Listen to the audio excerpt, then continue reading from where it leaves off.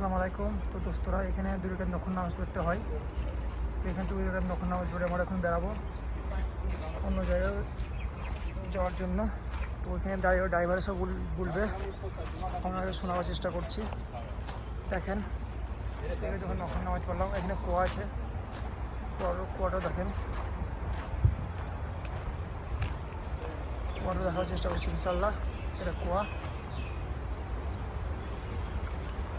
কি সুন্দর বাতাস ইনশাল্লাহ, আল্লাহর দোয়াই, আল্লাহর রহমতে।